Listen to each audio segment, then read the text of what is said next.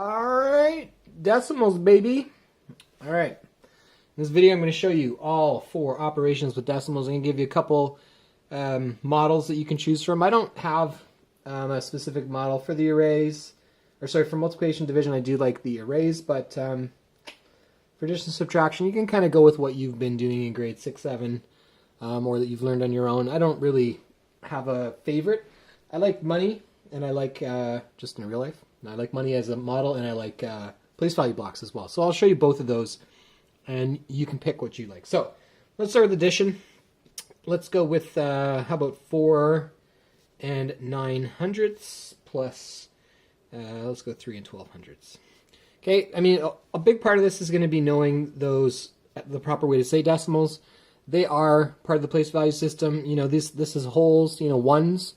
And then if I had a 1 here, it would be, you know, 110. And if I had a 2 here, it would be 200s, etc., etc.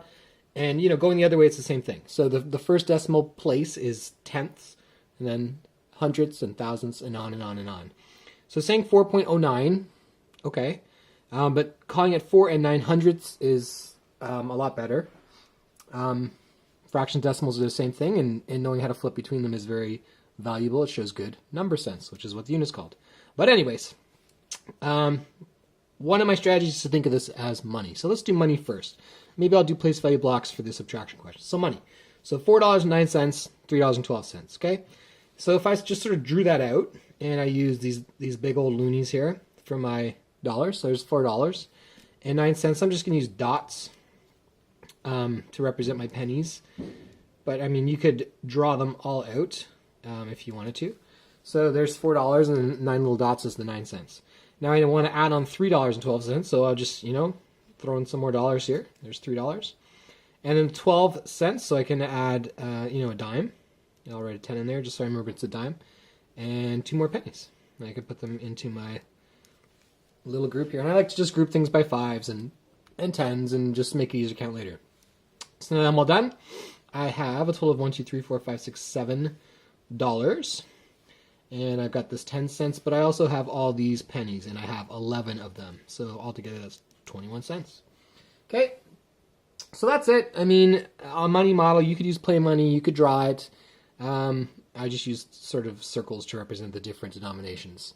Okay, so that's one model. You could also do, I mean, you could build the array, but the problem is, of course, we have 900ths and 1200ths, so we need a very big array. So that model starts to break down with these larger fractions. I know they're decimals, but I mean, these are fractions as well. This is 4 wholes and 900ths, 3 12s, 3 wholes, 1200ths, okay? Let's do subtraction. So let's do the same numbers. We'll just flip the story around here. So we'll go with 4 and 900ths, 4.09. Take away, and we'll put our 3 and 1200ths, 3.12 there. So for this one, I'm going to do place value blocks, okay? And I mean, place value blocks, we're going to use them a little differently, right? Usually the flat, which has, you know, 100 little squares on it, is 100, and then the rod is 10 because it has 10 little squares on it, and then the what they call the unit or the single squares are 1 wholes. But that's when you're teaching kids place value and you're going up, right? You're going up by 10.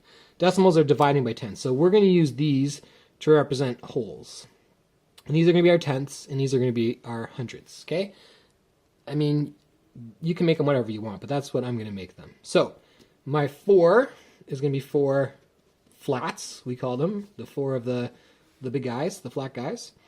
And then I have 9 hundredths, so I'm going to use 9 blocks. And to save myself some time, I'm just going to use dots. Okay, so there's the 9 units, the 9 hundredths.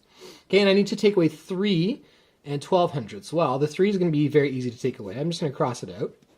3's gone, right? And if I was using the money method, I could cross out $3, right? But since I'm using these, so 3's gone, and I need to take away 1200ths. Well, I don't actually have 1200ths. I only have 9.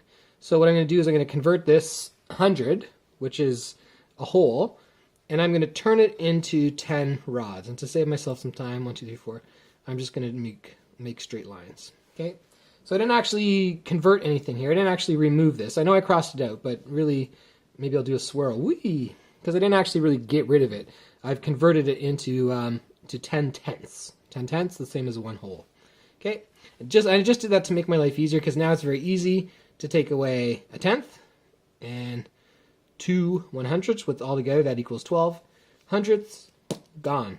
And my answer is 0 because I have no holes left. So 0, and I've got 90, 1, 2, 3, 4, 5, 6, 7. 97 hundredths. How did I get that? Well, I got 9 tenths left, and there's 9 tenths. And I got 7 ones, and there's 7 ones. Okay? So that's the answer to that question. All right, so 2 models, and you can use either model for addition or subtraction. You can use the money for both. You can use the place value blocks, or you can use, one for each and one for the other. It doesn't matter. Okay, so those are those 2. On to multiplication. Okay, multiplication I think you're going to find not too bad if you studied well and did well on the fractions multiplication, because it's going to be the same model. So 3 and 2 tenths times 4 and 9 hundredths. So build my array, 3 holes, and my 0.2, 2 tenths, right? And then I got my 4, and I got my 0.09, which is 9 hundredths. Now I could build the array like we did with fractions, but my problem again is that I'm dealing with hundredths, and that's going to be a very big sort of array if we have 100 lines going across there, which I don't want to do. So instead, there's my array, and I'm going to just multiply it out. So 4 times 3 is 12. 4 times 0.2. 4 times 2 tenths. 2 tenths, 4 tenths, 6 tenths, 8 tenths. Or you can think in terms of money, right? If this was 20 cents, and I had 20 cents 4 times, I'd have 20, 40, 60, 80, right?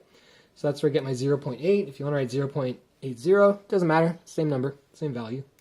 Okay, 3 times 9 hundredths. If I think money, that's 9 cents. 3 times, that's going to give me 27 cents.